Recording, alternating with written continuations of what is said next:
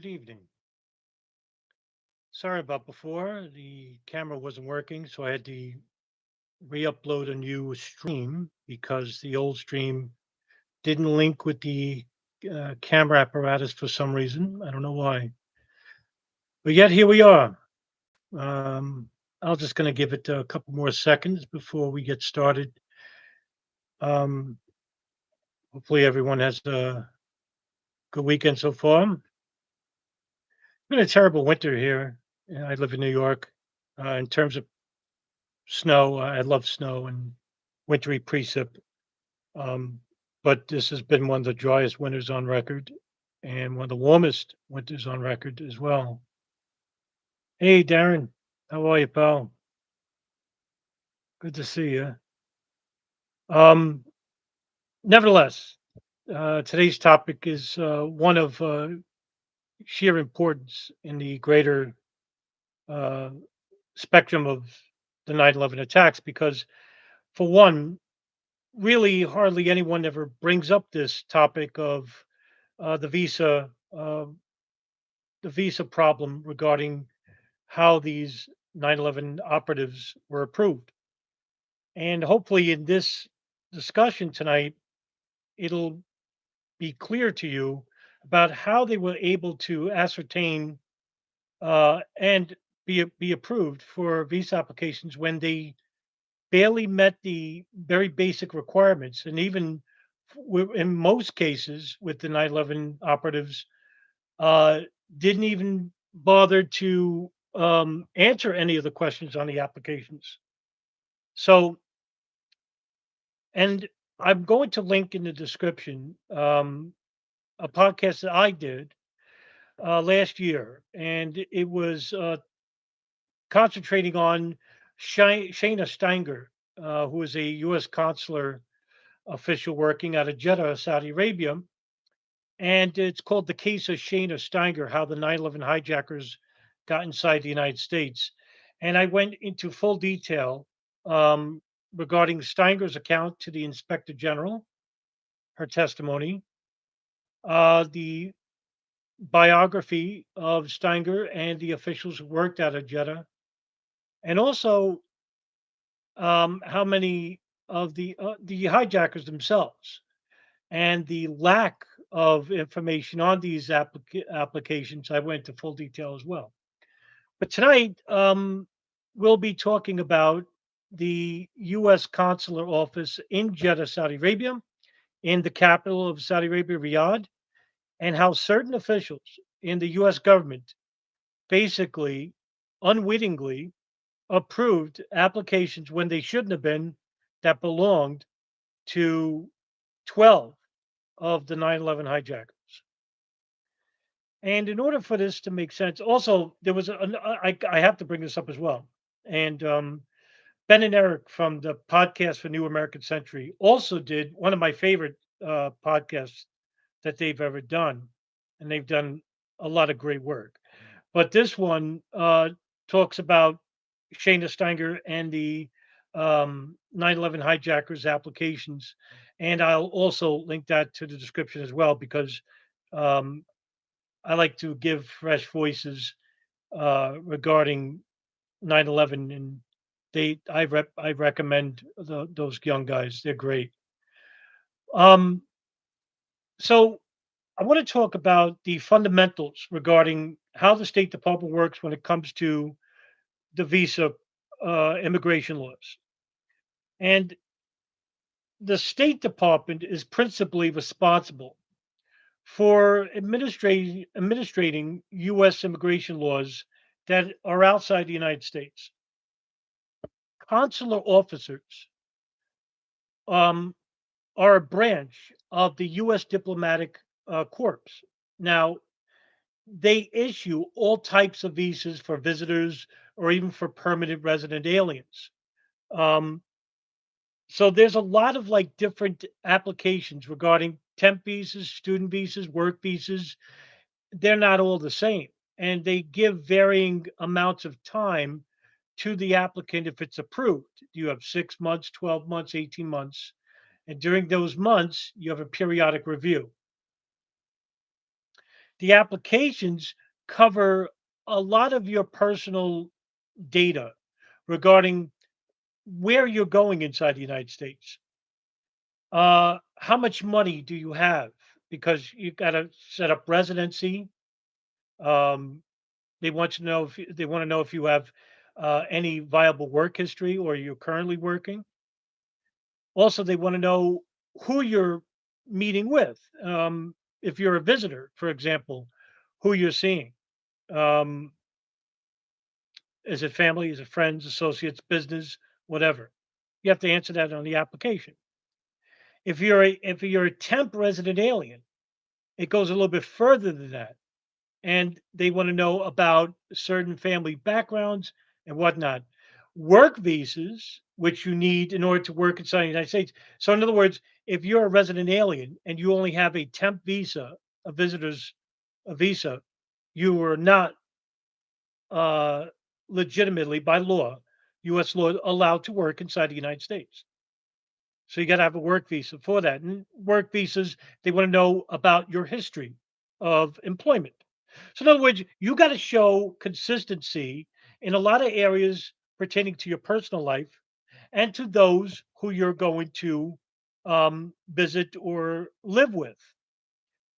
And so in for example, like in 2000, just to show you how many applications annually, in the year 2000, there were 10 million applicants for visitors visas in approximately 200 U.S. consular offices around the world. Now, U.S. law allows nationals of certain countries, not all, to enter the United States without visas on a reciprocal basis under what is called the visa waiver program. Now, here's a problem regarding with the 9/11 hijackers. Not one of them were nationals of any visa waiver country because most of them came from the Gulf. One came from Egypt. One came from United Arab Emirates, Lebanon, and the rest came from Saudi Arabia. Now, before 9/11, visa applicants provided their passport and a photograph. Obviously, they want to know who the heck you are. And a State Department employee at the consular office would check your passport for any apparent questionable features. I know Sean and Darren are in the room, and they could tell you the comedic situation involving two Arab fundamentalists who tried to enter the country in the United States back in 1993. And you already know what I'm talking about. Ramzi Youssef and Ahmed Judge. They had passports, but they were fraudulent. And they had these crude pictures of their face glued poorly on these passports that didn't belong to them. And 8 years later, the consular offices were approved, a little bit better, but in regards to stricter measures in regards to passport security, that got a lot better because of that incident. And you would have a State Department employee check your passport for any apparent like features that don't belong there. Or if you had a stamp coming out of known terrorist countries, because on your passport you're stamped from the country that you just came from or arriving to, like Afghanistan, Pakistan. Now, the applicant's essential information are then sent when their application are sent to a State Department database. Now, why does it go there? Well, the application is checked by a number of different organizations or law enforcement agencies. One of them is called a tip-off database. And tip-off database is run by the Department of Justice. And what they do is they run your name, your social security number, your picture through databases involving known radical organizations like Hezbollah, for example, Hamas, Palestinian Islamic Jihad, Gamma Islamiyah, Abu Sayyaf, all these groups. Now, if you have a history of being involved with any of these groups, or you're coming from a country that is uh, that has these groups inside them, you're under an additional scrutiny. So what they'll do is they go to a further background check. So the immigration naturalization services and the U.S. embassies around the world, they're rather strict when it comes to approving US visa applications. I just wanted to make that clear to you because what I'm about to share with you is that everything went out the window in regards to those strict security measures. None of them were ever compiled or employed to each applicant regarding the 9/11 hijackers. Now, one thing I have to bring up is that in June of 2001, the United States had a Visa Express program for Saudi Arabia. During the Clinton and Bush administrations, especially under Clinton, the United States and Saudi Arabia were trying to repair relations because under the Reagan administration, Reagan basically didn't get along with Saudi Arabia on a political level. He saw nothing in regards to benefits besides keeping the oil market regulated under the United States and not under a superpower like the Soviet Union or Great Britain, because that could have been the case. The United States, in return, provides military training and aid to a country that has a very poor standing military. So we act like bodyguards to this country because there's a lot of Arab countries, especially in the Shia minority countries, that have this clash of religious warfare. Now, I'm not going to get into that today, but when it comes to Shia countries, they necessarily don't get along with Sunni countries. And Saudi Arabia is the foundation of this heretical sect called Wahhabism, which is a branch of Sunni Islam, but it's not accepted by most of the Sunni population on the earth. But the schools of thought between Shia and Sunni are always clashing, and it's been clashing even before the United States was even a country. So, with that involved, Reagan basically saw no benefit in dealing with Saudi Arabia. When Bush became president, he reversed that role and ignored Israel because Reagan favored Israel. So the Bush family, who has no friends to Israel, by the way, even though Bush Jr. would be a neocon, I wouldn't put him in that direction. I just think he's a doofus. So, but he is labeled a neocon. But they're no friends to Israel on a political level. So when Clinton administration came in, they tried to repair the damage done under the previous administration under Bush, who basically did work with Saudi Arabia, but not fully. And the Reagan administration was terrible toward them. So Clinton basically um, was very friendly to Saudi officials. And in June of 2001, under the Bush administration, you had a program that would benefit Saudis coming into the country because one thing about Saudi Arabia, they come to US universities to learn electrical engineering and aeronautical engineering because the best aeronautical schools are in the United States, specifically in Arizona. Arizona has a very hot climate, so that's why you have a lot of Arabs going there to train at these flight schools. And I covered this before, as well as other people like DJ Thermodetonator and my uh, co-researchers Sean Russell and Darren Harvey. They talk about this issue as well. But in June of 2001, the State Department approved for this rather disastrous program that's going to happen that allows for Saudi Arabian citizens to enter the United States without even completing the application. So, in other words, a Saudi Arabian citizen goes to a consular office in Riyadh or Jeddah, fills out partly the application, and when it comes to application, they have to see a consular officer face to face. That's the final approval. But no, not under the visa program. They don't have to.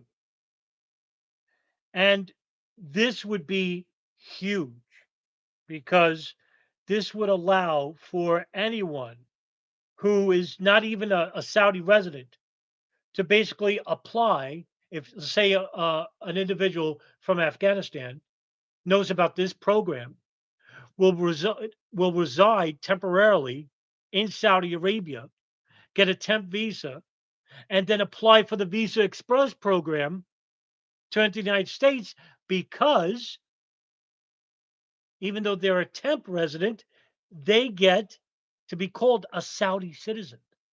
So you see this problem.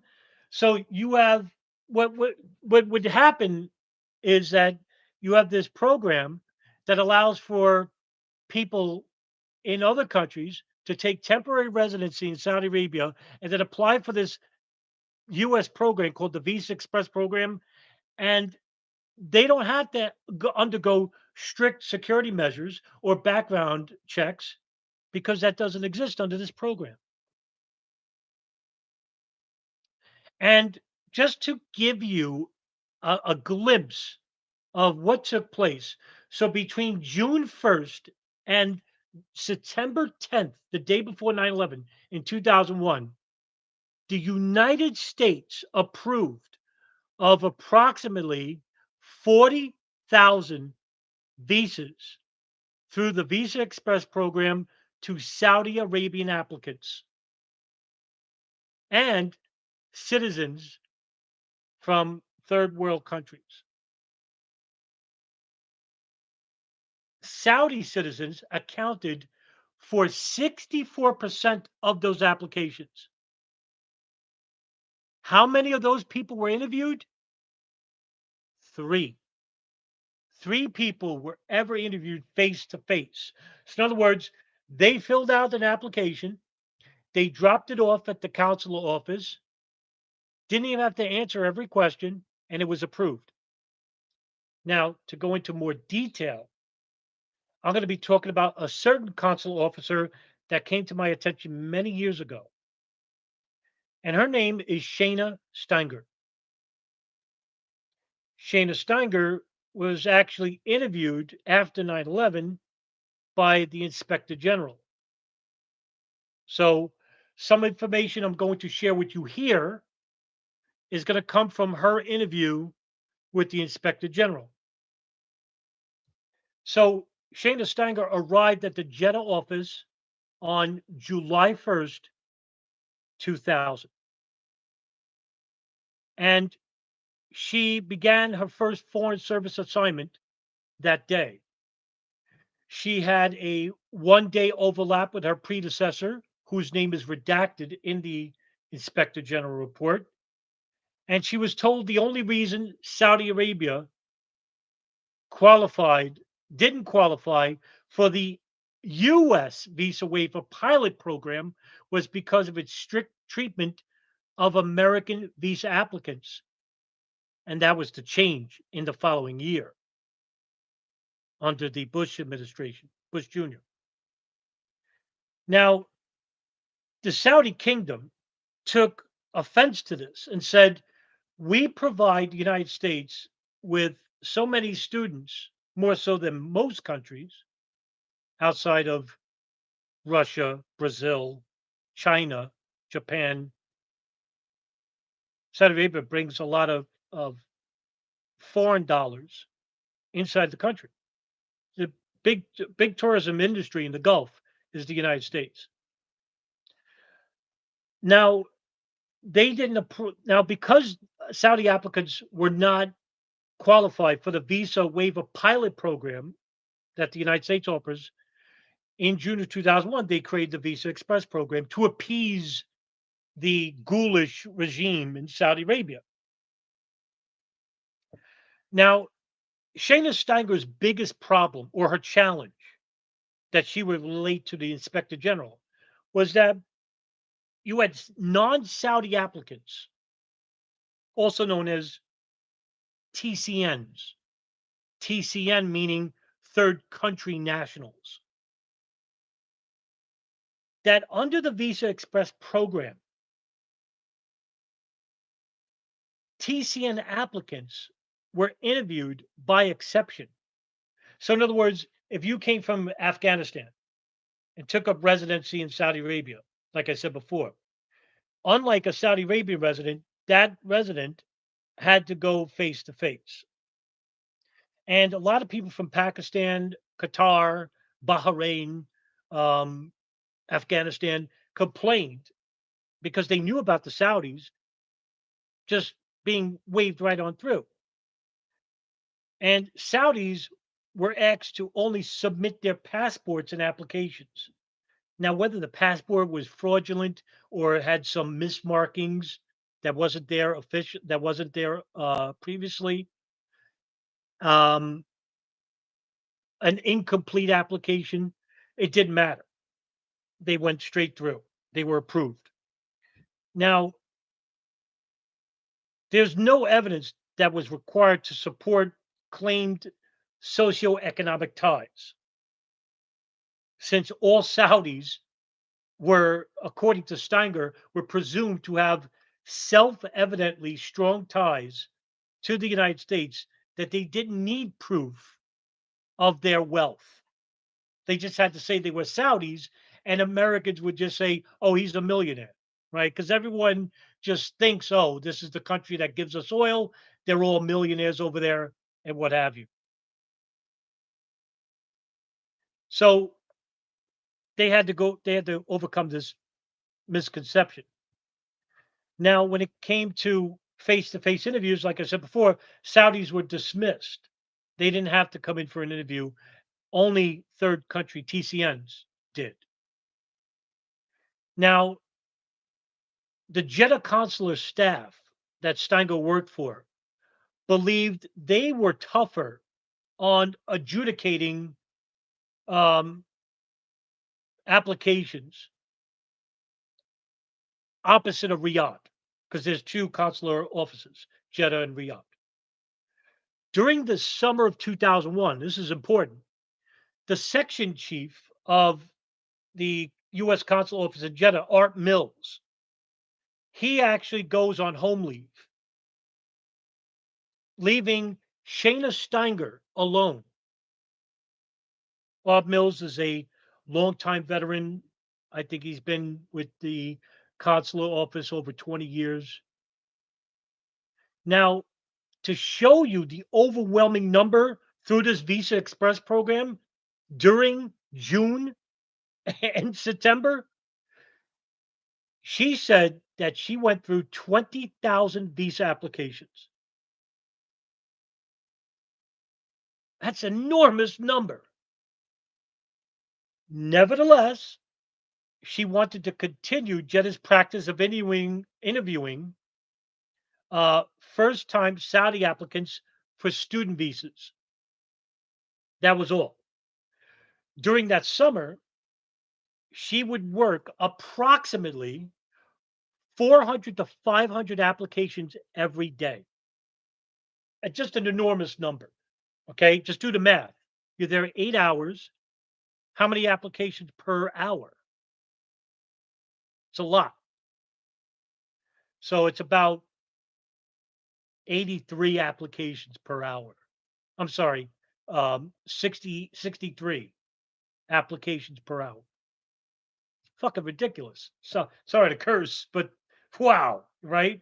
So according to Steinger, she had no time to look beyond the name, the birth date on the application forms because she knew that some of them were incomplete because she could look and say, oh, he didn't answer about his financial situation or where he's going to.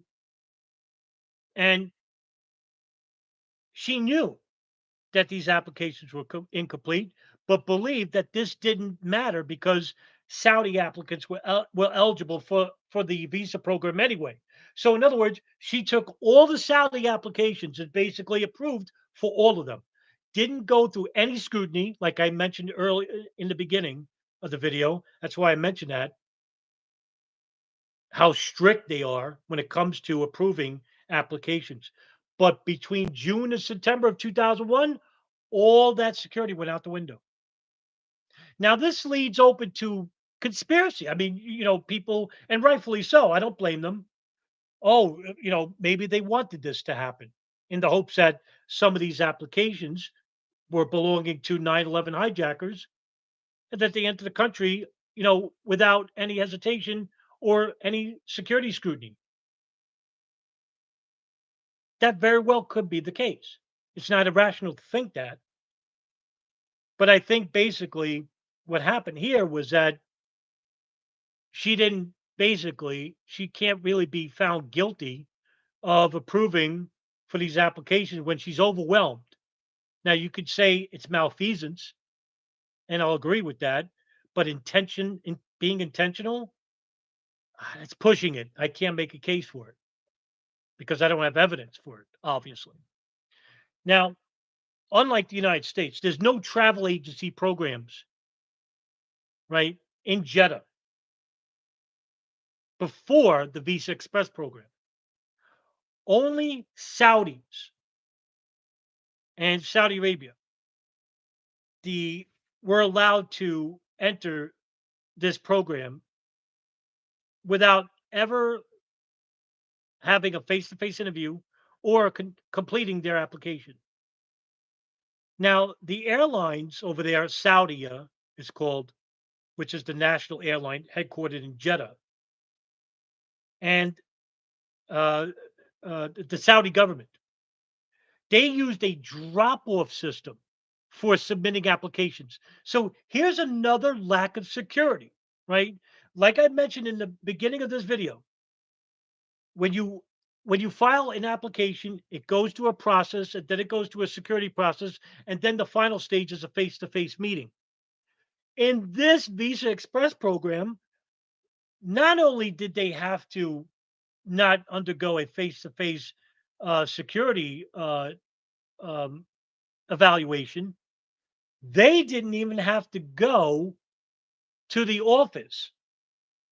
They could have went to any Saudi government building or Saudia, which is the national airline, and drop off their application in a box there. So, in other words, what I'm telling you is this: anybody could have taken those applications from the 9/11 hijackers and dropped it off. It didn't even have to be the hijackers themselves. Now, did that happen? I don't know, right? I don't know that information, but that's a reasonable scenario. Now,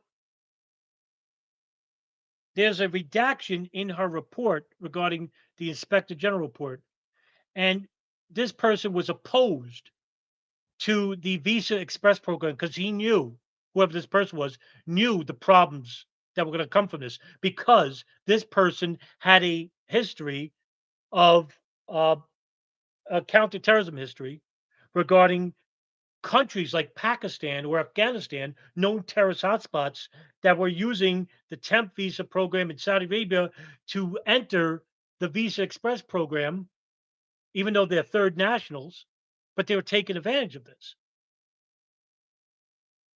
So this person complained to the US State Department and said, this is a big problem. Meanwhile, Shayna Steinger is overloaded with work and she's alone because Art Mills, her deputy, isn't there.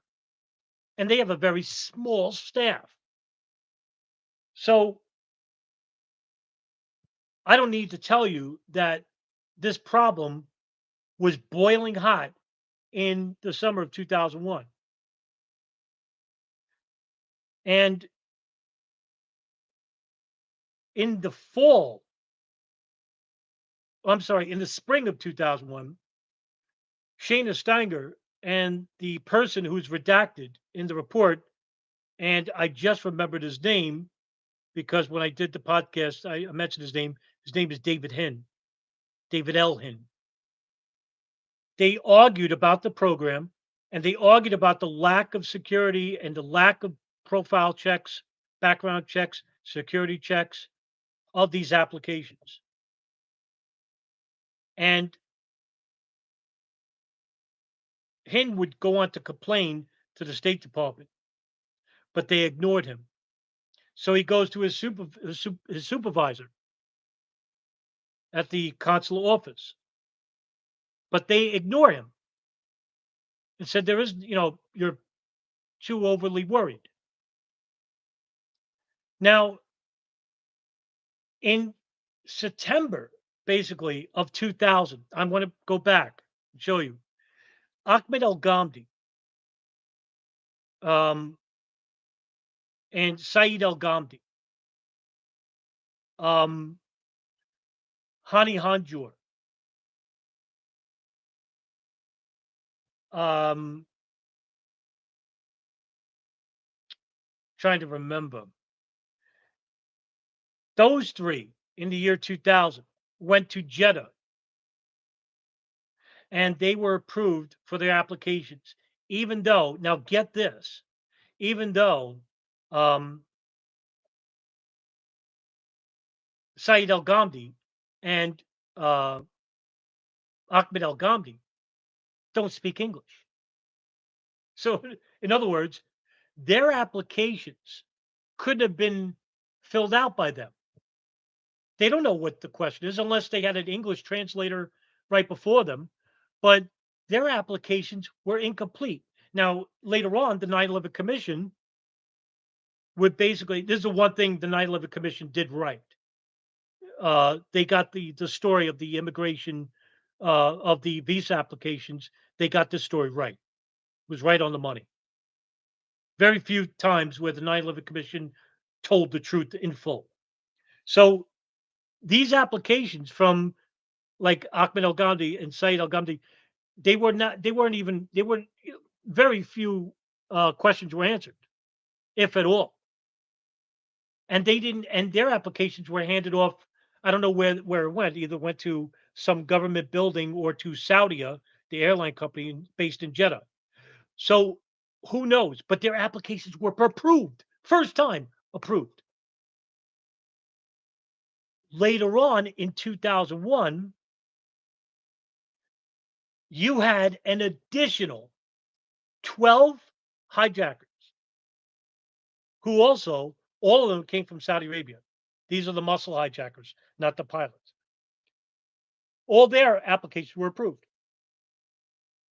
Now, when it came to the two Al Qaeda operatives, Khalid al Midar and Nawaf Hazmi, they went to Riyadh, but they didn't speak English either. So all these 9/11 operatives, outside of the pilot hijackers, the muscle hijackers, didn't speak English, had all of their applications, all of them were incomplete, and all but one had a face-to-face meeting. Hani Hanjour had a face-to-face meeting because he is a third uh, country national. No, I'm sorry. Um, um, he had to go face to face because he went through Riyadh, not Jeddah. So here's the problem: is that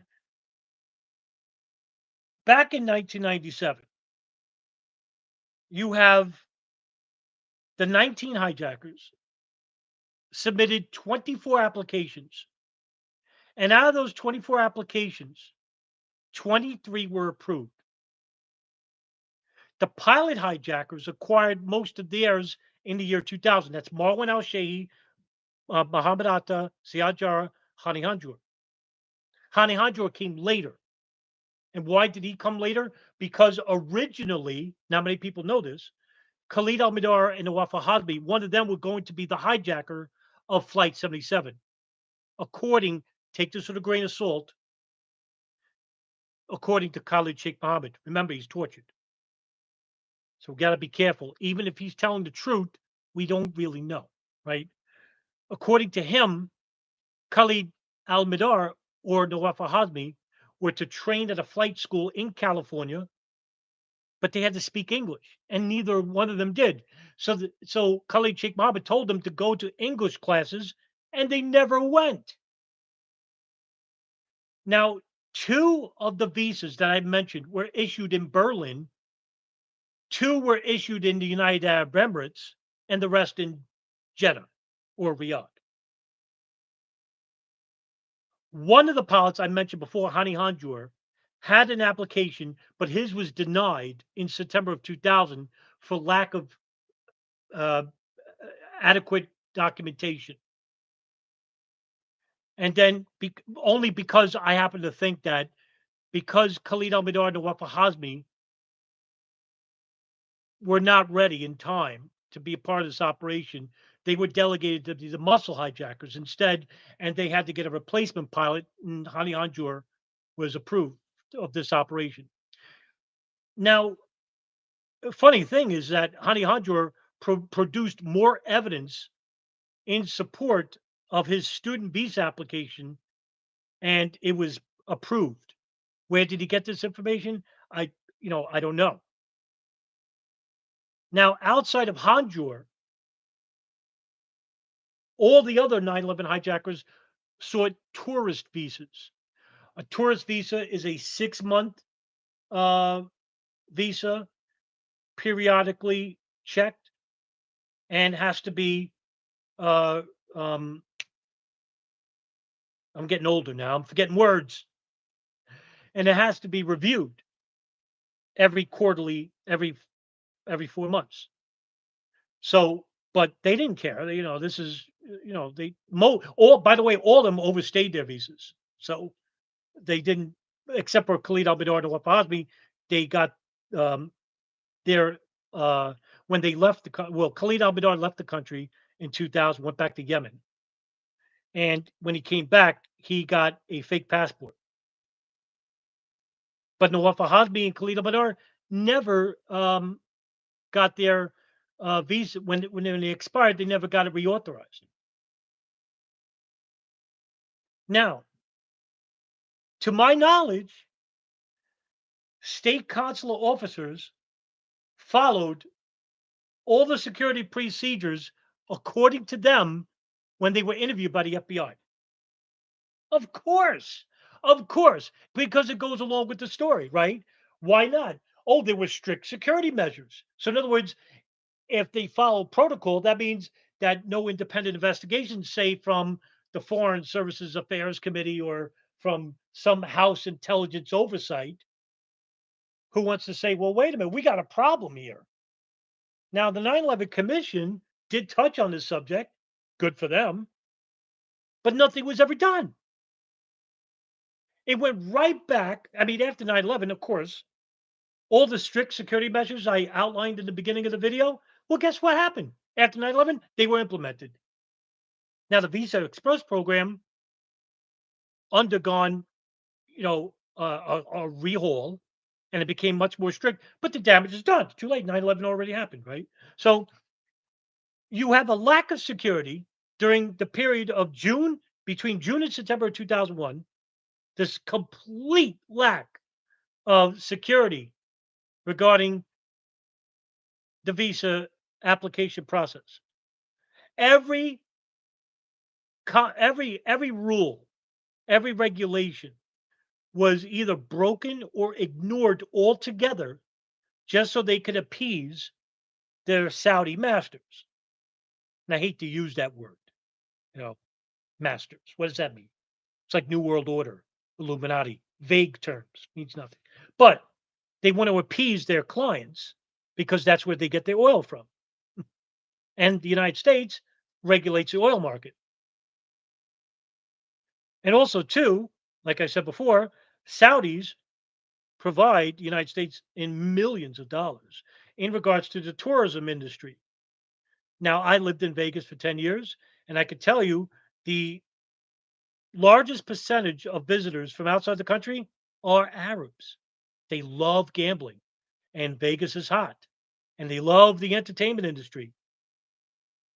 Do I need to remind you that, we have prostitutes and drugs and all the vices are right out in the open. And just to, I don't want to go off on a tangent, but later on, the Las Vegas Review Journal will report um, in the spring of 2002, that Las Vegas was on the minds of Al Qaeda because they saw Las Vegas as an enticer of sinful activity to the Muslim community. And also in 2001, Muhammad Atta, Ziad Jarrah, Marwan al Shehi all visited Vegas. And according to the FBI, they were only here for like 3 or 4 days, but they don't know why they came here. Now, whether they scouted potential targets, well, like I said before to you, that very well could be a reasonable scenario, but we don't know why they went there. Anyway, back to the case. So Steinger basically um, is overwhelmed. Now, guess who checked Hani Hanjour's application? Shayna Steinger. Shayna Steinger was the one who denied Hani Hanjour's initial application at first, but then approved of it after he got the necessary documentation. And, throughout that year of 2001, throughout the year of 2000, when all these muscle hijackers put in their applications, they came to the country, a couple months later, provided, and let me tell you also, this provided a huge problem. Now, for those like Sean Russell and Darren Harvey, and if Nelson's here, we know about these additional hijackings and additional operatives. Now, for the rest of you in this room that aren't really aware of this, there were additional operatives, a second wave of attacks that was going to happen. Now, you may be saying, whoa, well, I never heard of this before. Well, I've done a couple of videos. Nelson's done too. Sean Russell, Darren Harvey has talked about this before. Go to their channels. You'll see. Um, just Google United Airlines Flight 23. I did a podcast on this, short podcast talking about this in full. So go to that if you want to know more about that potential hijacking. Now, on September 13th, when the United States opened up the airline industry again, 13th and 14th, what was barely reported, and I think CNN was the only one to report on this in full, about the arrest of over 50 people. Now, there's only one person, two people that I know, and I know a lot of people in the 9/11 spectrum that ever covered this. Paul Thompson and my co-researcher DJ Thermodetonator. Now, currently, DJ Thermodetonator is the only person that I know in the world that covers these anomalies. Now, were these people approved under the Visa Express program provided by the US government? I think they are. And were they Saudis? I couldn't tell you. I don't know. Were they TCNs, third country nationals? Probably. We don't know who they were. The reason why was because when they were detained on September 13th and 14th, and they were detained because they were boarding planes with weapons. One was dressed as a pilot, and he was a relative to the Bin Laden family. Um, I think one plane had a bomb underneath the seat. One incident where it was a woman and two guys, and the SWAT team came on, Joint Terrorism Task Force came on, and arrested them with machine guns in the plane with everybody on it. I mean, this was a huge story, and nobody reported on this. But guess what? Every single one of them had expired US visas. So that would tell me that they came through that tourist visa program. Now, what happens here? Now, this is another problem I want to relate to you. Okay. We don't know who those people are that wanted to hijack more planes. We don't know if they're Al Qaeda, whether they're from an affiliate group from Malaysia or the Philippines, like Jeddah and Islamia or Apples. We don't know. The reason why we don't know is this: because the first crime that they committed was overstaying a US visa and not reapplying. Well, guess what happens? Every single one of those people that fell into that category were detained by the FBI, but transferred to Immigration and Naturalization Services. The reason why is because that is the crime that they committed. Now, what's the penalty? Well, the penalty is they don't get to stay in jail in the United States. Why? Because they're not residents. So the first thing that they do, they deport them back to their home countries. It's almost like they came here, almost succeeded in the second wave of attacks. We don't know who they are because when they got detained, they get deported. No further inquiry, no further investigation. This is the same thing that happened with the Israelis. Now, I did a big expose on that on the live video. I have one of my longest articles to date talks about this. And they too, all of them, overstayed visas and they all got deported. So, to the very essence of these people, whether they were Saudi government operatives, whether they were Israeli government operatives, and they were, and when it comes to the additional second wave of attacks and these operatives, this is the genesis of 9/11. But guess what? We don't know who they are because they all got deported. Do you think Saudi Arabia and Israel are going to, conduct their investigation regarding who these people are? They know who these people are because they're part of 9/11 at some level. Now, let's go back to Shayna Steinger. Well, three of the 19 hijackers who submitted applications contained false statements and also contained passports belonging to Al Qaeda operatives. This is the boom I wanted to lay on you. Khalid al Mihdhar, Nawaf al Hazmi. But guess what? The CIA, the NSA, the Saudi government, the Israeli government knew who they were. Because when they got to the United States, the CIA and the NSA knew about this, but didn't tell the FBI or the State Department or INS about them here. Now, while they're here, guess who's watching them? Well, you have Israeli operatives and Saudi operatives. Now, I made so many videos last year about the latest Operation Encore files that now prove what we've all assumed before, that the Saudi government were aiding Khalid al-Mihdhar and Nawaf al-Hazmi. Well, now it's true because these unredacted, declassified files came out. Did the media touch this? No. I mean, I hate to pat myself on the back. I think I'm the only person to do any type of breaking news regarding it. And how did I find out? Because some small newspaper in the East Coast called NorthJersey.com reported on it. Did CBS, ABC, CNN? Nope, no, of course not. Until much later, when the story became a little bit popular on viral media. Oh, well, how'd they get in the country? Oh, through the Visa Express program? And all of a sudden, the story dies.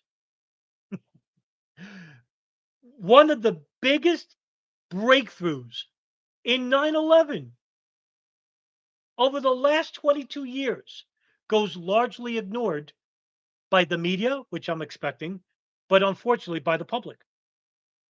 And what I'm telling you is it is enormous news. This Visa Express program operation is huge because if you want to blame even malfeasance, the best we could do, if you want to blame malfeasance on this, a part of the US government, well, here it is. But again, and I hate to sound like a broken record and pick on the truth movement, but if you don't believe in hijackers, you're not going to research this area of 9/11. And everything I tell you in this video is bogus because, if you don't believe in hijackers, you're not going to, research what the Visa Express program is because if there's no hijackers, there's no program. Who cares, right? This is the problem with that line of thinking. And on the opposite end of that spectrum, they want to blame the government for this big conspiracy But well, here you go. You're throwing away a great opportunity to blame the U.S. consular office for a lack of security and detail and attention to applications that belong to nefarious individuals. God knows out of those 40,000 applications between June and September, God knows how many of those applications were from terrorists.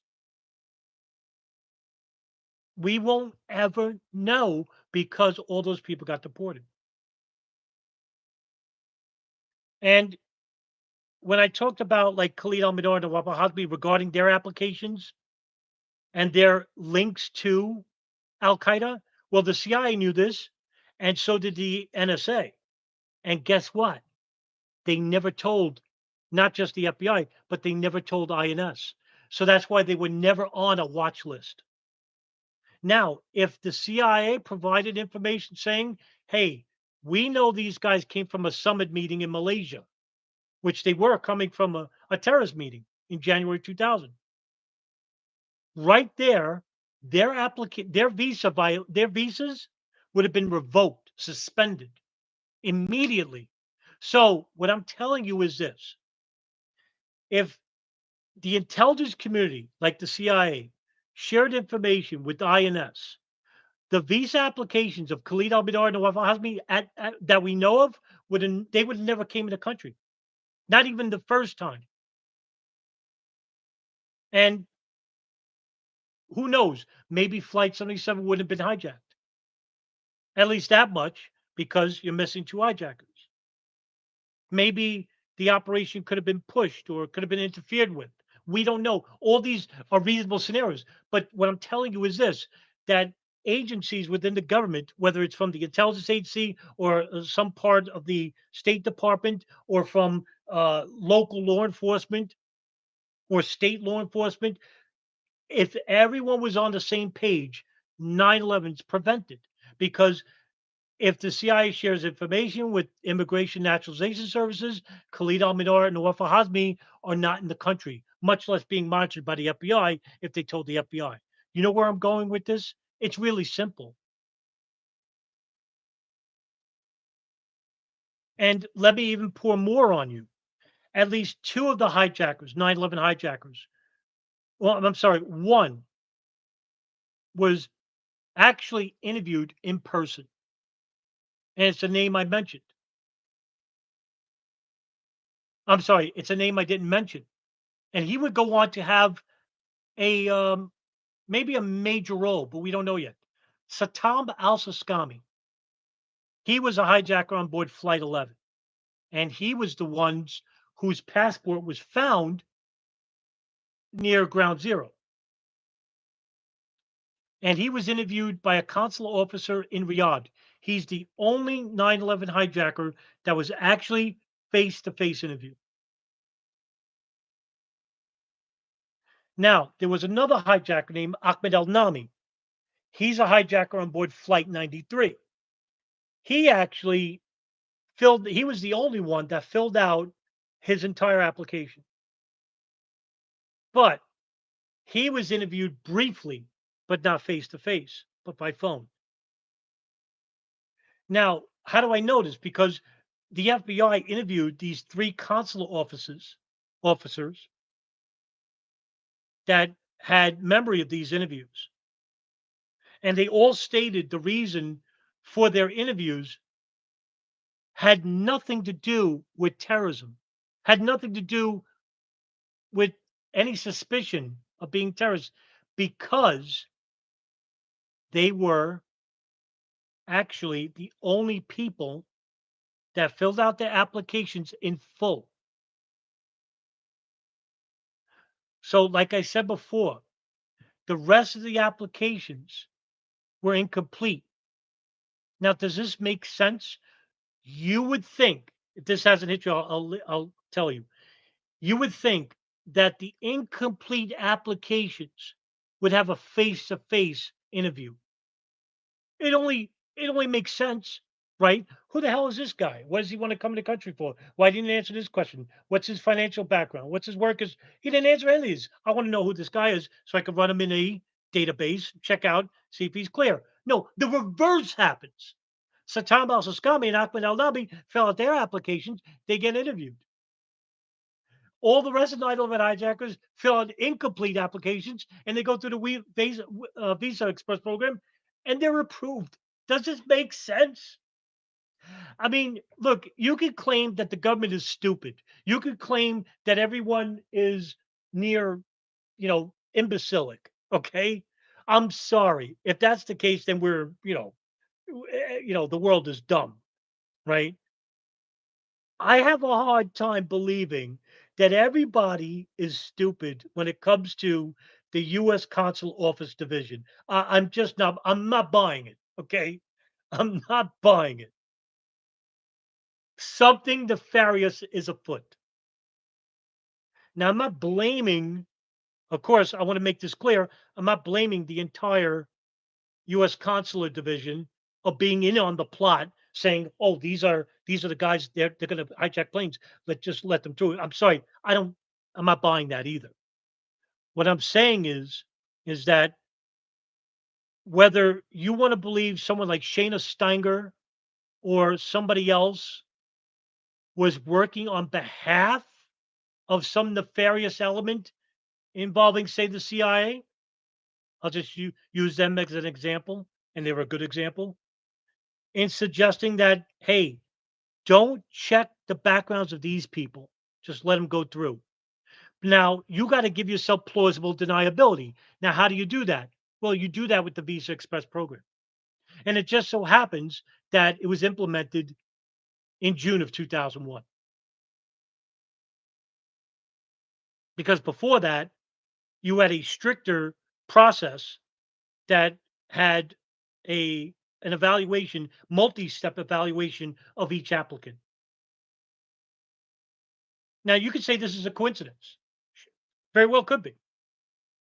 Can't deny that. But I'm not on board with that either. And this is the thing about conspiracy, right? You can't prove it, but you know something's wrong. But you don't go off on the other end and say every conspiracy is true because you just don't trust the government. So you can't do that. So in other words, you got to walk a very thin tightrope of being careful about what you share and what you believe and what you don't believe and don't share because information is key. Information is knowledge. And the more information we get about 9/11, the more we're closer to solving the puzzle, right? But you should not go off and start spreading conspiracies that may sound reasonable to you, but they're not because it only hinders the work of good people that are trying to solve 9/11. And, you know, here's a great opportunity to investigate this matter specifically and see that there was a huge problem with this Visa Express program. It was a huge problem. And meanwhile, State Department officials, some of them even complained.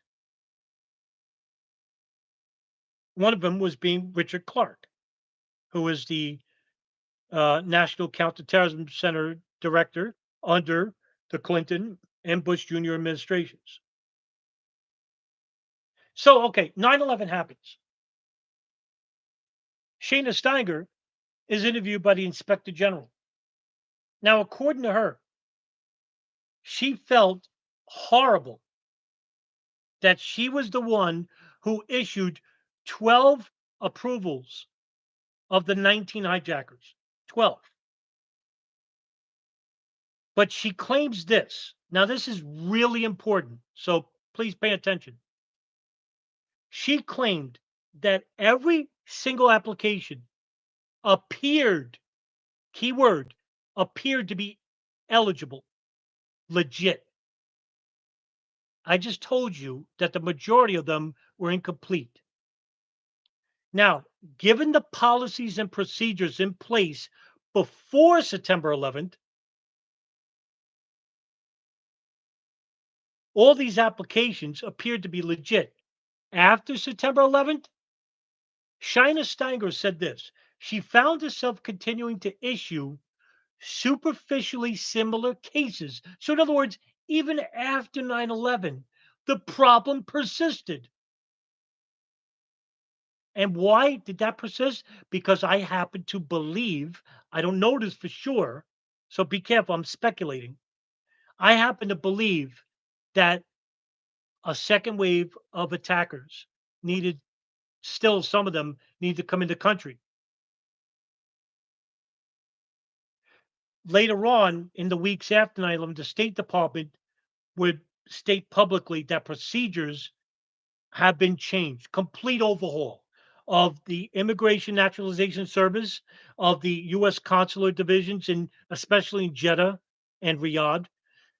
Overhaul, complete overhaul. Now, she would say on record that she was still pushing the issue button every day and that she worried out loud that the next batch of terrorists after 9/11 would come from her approvals under these lack conditions that were put there by the State Department. But after 9/11, weeks after 9/11, the security measures that I previously talked about at the beginning of the video were back on. But like I said, damage is already done. And now we got to start asking legit questions, right? Why do we need the Visa Express program? Why did we not give Shayna Steinger in the Jeddah office more manpower in helping uh, regarding the evaluation process of these applications? Because in October of 2001, the embassy in Riyadh informed the inspector general and the State Department that there was now a zero tolerance for incomplete applications.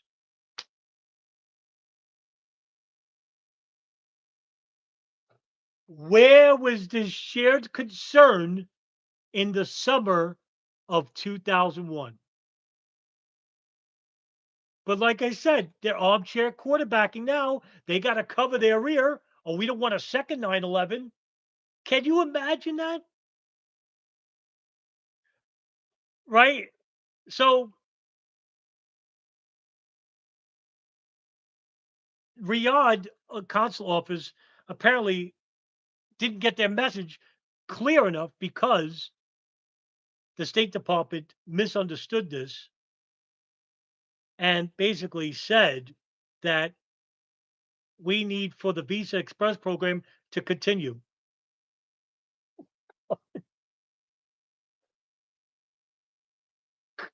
And it did. But the public backlash, because now the FBI came out and said on September 27th, oh, these are the hijackers. So now it's known that 16 and 19 were from Saudi Arabia. Now everybody's, pissed off still. I mean, right? Saudi Arabia, Saudi Arabia, they're involved. Oh my God. Like everyone's pissed off at the Saudis. So now the State Department has to do damage control. And they basically say, okay, we'll allow the Visa Express program to continue, but underground. Like, what is wrong? It was because of this program that helped to facilitate the arrival of the 9/11 hijackers to begin with, and God knows who else, right? Even after 9/11, the program continued, and Shayna Steiger's complaints were not heard. And even after the Riyadh station basically said, we have a zero tolerance for incomplete applications, Jeddah basically said it was business as usual. Meanwhile, the incomplete applications came from Jeddah. I mean, nothing makes sense about this story. Would you all agree? Is everyone stupid? Or are some stupid and ignorant? And are some acting in a nefarious manner? I say it's a little bit of both, just to be on the safe side. But, you know, in the months after 9/11, uh, the State Department issued um, a complete change in how the Immigration Naturalization Service and the embassies abroad would conduct how to deal with foreign nationals that want to enter the United States. And what basically helped in this regard was the 9/11 Commission. Believe it or not, they got this right. They really did. This is the one area they got right. And this also too, some people in the joint House inquiry, this other congressional inquiry, they complained that why weren't we having access to all the information regarding Saudi operatives and the hijackers in general? Because remember, Philip Zelikow was the director of the 9/11 Commission, and he's a Bush lackey.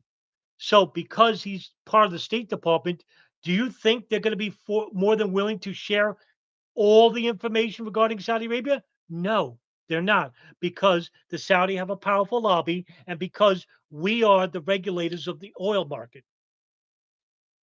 So, in other words, what I'm telling you is this: when it comes to foreign policy, when it comes to trillions of dollars, and I'm not using that word lightly, it's trillions regarding oil, and we've regulated the market since 1932 when King Abdulaziz Al Saud met with Roosevelt on board the USS Quincy and began a relationship since then. Do you think that's going to basically interfere? Like 9/11, all the people that died on 9/11 didn't matter. Bush, Obama, Trump, Biden all have information, all have redacted files, classified files that show a bigger conspiracy involving Saudi Arabia, but they never shared it. How do I know that? Because in December of 2021, the Biden administration, let me go back up a little bit. Biden went to visit the Crown Prince Mohammed bin Salman in the summer of 2022 and basically brought up the idea that we want more barrels production per month at the same price. And bin Salman said no, because we have other countries to basically adhere to, and you're not the only country that buys oil from us. So Biden, and it just so happens that 2 weeks later, in December of 2022, Operation Encore files were declassified, showing Saudi government officials assisting financially and with logistics to three 9/11 hijackers, Khalid al-Mihdhar, Nawaf al-Hazmi, and Hani Anjur. A revelation so fucking enormous that it was ignored by the media and was not presented to the public. What I'm telling you is that this conspiracy is so huge because it involves the U.S. government still hiding information from the public, and worse off, hiding information that could help the victims' families who are represented by Creedley and Creedler and Motley Rice. This information would show without a doubt that the civil suit brought by these families, the Saudi government, who denied and still deny, even with the Encore files brought to public, still deny that they were involved with 9/11 or assisting the hijackers when they did. It's now a foregone conclusion. and nobody's reporting on it. Why? Because it's a lot of work and it's not sexy enough. Usually the truth is just the truth. Sometimes it's boring, and it usually is, but it's also revealing. People want to believe that the government is this big anomalous ghost-like entity that can make people disappear and create profiles without ever having anyone do a background check to see if these people exist, that the planes could simply disappear using CGI holograms, making millions of people believe that what they were seeing in the air was a hologram, and that the plane parts were all planted in broad daylight in front of thousands of people at the Pentagon, Shanksville in New York. And all of this, all these conspiracies, right? All of these dumb, ridiculous theories blanket a bigger conspiracy showing malfeasance and maybe even complicity from domestic and foreign governments, namely the United States, Saudi Arabia, and Israel. And because this is not brought to the light, unfortunately, we still have people that propagate these theories that hinder the information that we deserve. And not just me. I don't deserve nothing. The victims' families deserve everything. Don't you agree? And so what I would like is for information to be shared responsibly and consistently with honesty, because you're not doing it. I'm not doing it for me. I'm doing it for the victims' families. And I feel good doing it. And I'm not doing much. I'm doing very little. It's something, but I want an educated public. And the reason why I do these live videos and the reason why I put out a video a day or upload, you know, 20 files a day, because I want an educated movement. I want an educated people with knowledge, with information, because that's how we're going to hold these people accountable. You can't go to court saying that, oh, the hijackers are still alive. The planes are holograms, because you'll get the April Gallup treatment and you'll get kicked out of court and your case will be labeled frivolous. And in return, good reputable researchers like Sean Russell or Darren Harvey or DJ Thermodetonator, Brian Dawson, all these guys are going to get lumped in with the people that provide these very infantile theories. And meanwhile, these are very serious researchers. And they're trying to do their best to overcome the mountain of disinformation and lies, not just from the 9/11 Truth Movement, not all of them, but also from the federal government and the media. It's a big task, and it brings me great pleasure to do these videos because I feel that in order to make a real movement, we need a movement of people that have information, that have knowledge. That's how you build a movement. That's how you build a truth movement. One cause with only one thing at their side, the facts, information. Because we could go to court and we can actually hold somebody accountable. Now, whether you want to believe that, oh, well, the courts are basically going to ignore us, that's not the point. The point is you have a responsibility to provide information that can actually hold people accountable. Whether it's going to happen or not, that's irrelevant because at least you could say you tried.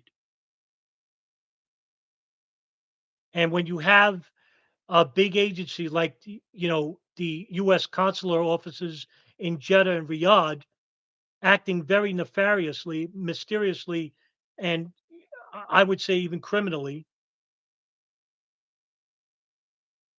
well, how are we going to hold them accountable?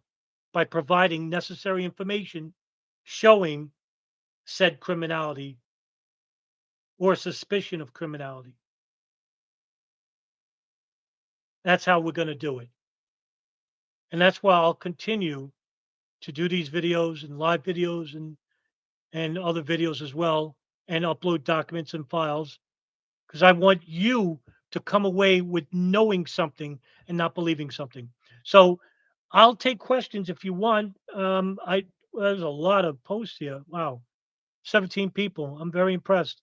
Thank you for even coming and having interest. You should be thankful. You should be thanked. I should thank you because you're coming away with something, and maybe you know one of you will reach a bigger audience than I ever could. That's what I'm hoping for, right? But together, if we do it together, hey, guess what? Now we're acting as activists, and we're acting in a manner that's responsible, and we can hold somebody accountable, maybe. So if you have questions, yeah, I'll please ask. And let's see if I could scroll up. Maybe somebody did ask, and I can't see your screen because I'm actually looking at files and documents and stuff. Um, Darren, you asked Adam, do you think Shayna Steinger was overworked and they were short staffed? Could this be a reason why their visas were approved? Yes, yes, they were, Darren. So, like I said, when um, the guy Mills, basically went on home leave, that left her to be in charge of the Jeddah office. And they were going, and like I said, between June and September of 2001, according to Shayna Steiger, 40,000 applications. I mean, that's incredible. That's about 63 applications per day, 8-hour workday, 63. And sometimes Shayna Steiger would actually work 12-hour days and wouldn't get paid overtime. And just how cheap the government is, right? Goodness gracious. So, yeah, they were over yeah, completely. But was that by design? I mean, that's a reasonable question, right? I wouldn't say that that's a fringe conspiracy question. Was that by design? But there has to be plausible deniability. So, like, in other words, for that guy to go on home leave, somebody has to approve of it. And whether you want to say, well, that's a coincidence that he gets home leave at the busiest time of the year and at the time when they're just weeks away from 9/11. Or it could just be that the guy had home leave and everything's a coincidence. I think it's a mixture of both. I think there is some coincidence, but I also think there's some you know very nefarious agendas going on here. Now, I don't know what that is because we're not privy to that information. Not yet. Maybe not ever. But, we could push for more information. But yeah, I think it's a mixture of both. I really do. Um, Rick Olson, what about Anthrax 9/11? Oh, that's a huge thing. You know what? I could make that to another live discussion. Robbie Martin from Media Roots Radio, one of the best podcasts I ever heard relating to 9/11 was his Anthrax podcast. It was like 5 hours long. It basically belongs in the Smithsonian. It was an enormous amount of work by Robbie Martin. And one of my favorite interviews I ever did was when I had him on the Dark and Hour podcast. Robbie is he's fantastic. That is the best podcast. Yeah, Sean Russell, I agree. He's the go-to guy for the anthrax research. Number one in the country. Um, the best, the best. It was a 5 hour. I think it was 5 hours. You can actually listen to that on SoundCloud. So great, great, great. One of the best 9/11 podcasts I ever heard. One of the best. Um, But yeah, I mean, if there's no other questions, I can end it here. But yeah, look, huge issue regarding the immigration and the Visa Express program authorized by the State Department. And if that doesn't, really grind your gears and doesn't, bring you to, motivation to want to investigate this, this huge event, well, then nothing's ever going to move you. Everything that we're going through today is a ripple effect of 9/11. Do you know that? on a superficial level, on a broader geopolitical level, everything was shaped from 9/11. No other event in human history had the effect that 9/11 had. Not World War One, World War Two, not the assassination of Kennedy. 9/11 expanded the War Powers Act under the president, gave us the Patriot Act, gave a blank check to the NSA, the CIA, the FBI, the DIA, the Five Eyes community, which is the signals intelligence community all around the world, sharing information with one another on private citizens all around the world at every aspect of their lives, emails, phone messages, text messages, phone calls. Foreign policy was destroyed in the Middle East. We destroyed 7 Arab countries. The longest war in U.S. history, Afghanistan, $3 trillion that was cost us. God knows what Iraq cost us, Libya, Syria. The torture program, rendition and torture program authorized by the CIA. The memo regarding how we treat terrorists, how we label what is a terrorist, the memoranda that was signed by the Bush administration, led by the neocon department under Dick Cheney, the vice president, which overruled and which overruled the Department of Justice because that's who basically labels what a terrorist is. Now it's under the hands of the president. Does January 6th sound familiar? Well, guess where that rule came from? Guess where that law came from? It came from the memoranda that was signed in November of 2001. We call them terrorists. January 6th, those rioters, terrorists. Well, guess what? They would be labeled terrorists under the memoranda signed by the vice president and president in November of 2001 when we said in that memoranda that was written by White House lawyers like John Yoo, David Attenborough, Sir Gonzalez, I forgot his name. They all wrote that anyone who is suspected of being affiliated with terrorist groups can be legally defined as a enemy combatant. In other words, a terrorist, because that's what an enemy combatant is. The redesignation of security apparatus at airlines that gave us the TSA, federalized airlines. So, in other words, public businesses went out of business because the United States government created a federal institution that provided security, which didn't help at all. Right? Goodness gracious. TSA sucks. They ignorance. Um, I could go on and on and on. The War Powers Act under the president was expanded. A kill list was created for the CIA. The president authorized all this in the weeks after 9/11. So what I'm just saying is 9/11 is the author of the worst aspects by the federal government and the governments of other countries. It brought out the worst in people. And it made us into victims. And until we start getting on the right track and stop fighting each other over silly divisional constructs like racism, religion, politics, all these things don't matter. You aren't born religious. You aren't born into any party affiliation. You aren't born, as a color. You're more than that. Right? You're more than that. You're a human being. You belong to a greater consciousness outside of this small earth.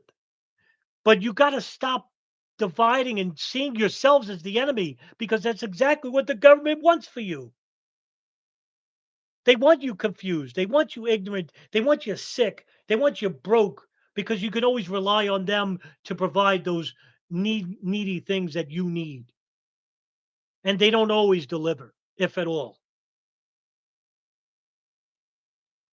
And if you want to hold the US government accountable for their part in 9/11 with events like I talked about tonight, well, we need to get everybody on the same page. In order to do that, I need more of you to basically share the message, share information, open up your own channels, open up, write something, do a video, talk about this subject. And there's so much to talk about. So much. You know what happened after 9/11 is worse than 9/11 itself? And I just named a couple of items there for you. We could talk about these things. Stop giving Alex Jones attention and look to yourselves to find information. Now it's a process. I'll admit that because there's so much disinformation. It doesn't help when you have a media that's corrupt and won't report anything and give you, needless information. And it also doesn't help when you have truth movements that basically propagate these really infantile theories. Because if you're just coming into 9/11 and you go on the internet, 95%, and I'm not, probably a good number. 95% of what you're going to find is disinformation. It's unfortunate. I can name on my hand how many people I can rely on for, 9/11 information. That's a real crime. That's a real hidden crime of 9/11. I think that's a crime. And like I said, not to sound like a broken record, if we're going to hold anybody accountable for the crimes of 9/11, we need more people. We need more people, and we need more people to be outspoken. And, I can understand if you're shy or if you're embarrassed, you don't like the way you sound. I hate my accent. It took me months. I still don't listen to old episodes of mine because I don't like the way I sound. But I'm willing to overlook that and say that information I provide is more important because I don't care. I'm not doing this for me. I'm doing it for the common good, for the victims' families that suffered greatly and still suffer, who deserve justice, even if you don't believe in it. It's about the effort. That's all it is. And I know, some of you, I know you from viral media. Some of you I know personally. You are more than capable of providing any type of commentary because I'll make even a bolder declaration. I could say that the 16 people here in this room, you are far more qualified to talk about 9/11 than people who write books. People like Christopher Bolin or Jason Burmis or Barbara Honegger or Richard Gage or Phil Jahan or Rebecca Roth or Judy Wood. I can name you over 100 of these people that are self-proclaimed experts, and they are far from it. Not one of them, not one, has ever been in a court of law, has never, ever provided new information for you. They repeat the same old things. And so what I'm telling you is I'm telling you, everybody in this room, you, I have faith in you to become a voice of reason in regards to 9/11 or the 1993 World Trade Center bombing or the Bajinka plot or the Millennium bombing or how the intelligence agencies operate or how radical fundamentalism is facilitated through the intelligence agencies or how foreign governments and domestic United States government work hand in hand regarding foreign policy. There's so much to 9/11 to understand, but yet you don't need to be an expert. I'm not an expert. I will tell you that right now. I'm a student. I'm still learning, but you know what? I'm in the same boat as you. I'm still learning to this very day. I learn almost every day something new because there's always something new to learn. Only those with an agenda don't want to learn anything new because when they learn something new, it may contradict their previously held beliefs. So I'm going to end it. I think I rambled. I think I went on a ramble there. So I have to apologize.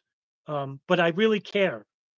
I do. I really care. There's not much I care about. I'm a very depressing person, but I do care about this, and I do care about being right. And I know I'm not going to be right 100% of the time, but I could strive for it. And you know what? As an independent investigator, researcher, your one goal is to try and be 100% right, because that's who the government is counting on for us to be wrong even 1% of the time, because they'll hold it against us and call us conspiracy theorists in the same boat as Alex Jones or Jim Fetzer, because that's exactly what they want. They want to throw your voice away because you don't matter. Well, I'm telling you, you do matter and you do care. And I need you to be in on the fight. And I hope you join me one day. It's not, I'm not pressuring you and, not to sound, antagonistic, but we need more people to bring about a saner voice to this insane world. And I want to thank you very much for sticking along and hanging around with me tonight. And I'll see you in the next video. Good night, everybody. Have a good weekend.